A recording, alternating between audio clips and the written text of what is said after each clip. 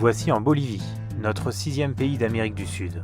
Nous commençons par visiter la ville de Tupiza, notre première découverte, et plus particulièrement le Far West bolivien, avec ses paysages qui nous font penser aux États-Unis. Les couleurs sont magnifiques et les paysages grandioses. Les couleurs ocre nous rappellent les grandes étendues américaines, telles que Monument Valley ou encore Bryce Canyon.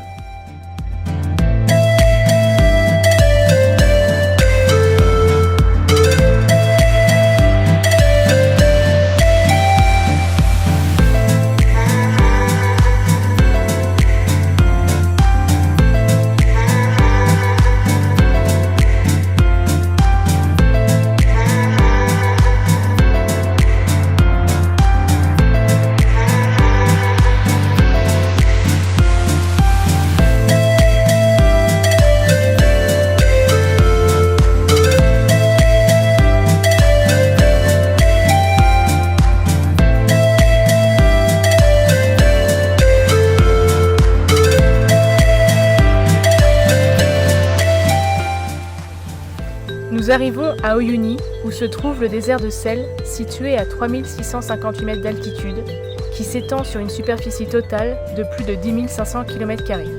C'est suite à la disparition d'un lac préhistorique, près de 15 000 ans plus tôt, que s'est formée une étonnante couche de sel dans un périmètre grand de 150 km par 100 km, l'équivalent de 2 départements français. C'est le plus grand désert au monde. L'hiver, les températures peuvent descendre jusqu'à moins 25 degrés.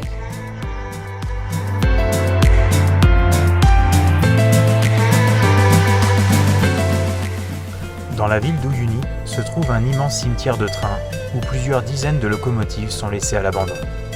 C'est suite au projet échoué d'une ligne ferroviaire reliant l'océan Pacifique et de la guerre contre le Chili que ces locomotives font maintenant le bonheur des photographes.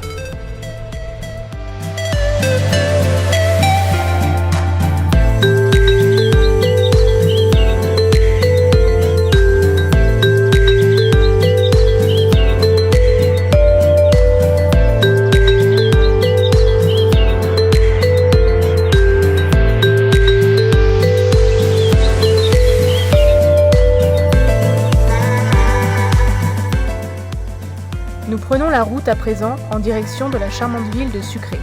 En chemin, nous croisons de superbes paysages montagneux avec une vue à couper le souffle.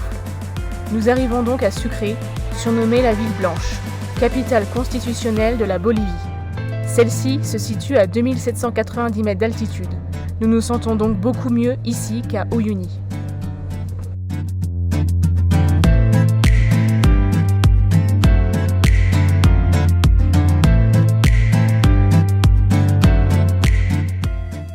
Nous découvrons la très belle architecture de cette ville. Sucre est d'ailleurs inscrite au patrimoine mondial de l'UNESCO depuis 1991. Nous profitons de la vue panoramique sur la ville depuis notamment le couvent de la Recoleta ainsi qu'au monastère San Felipe.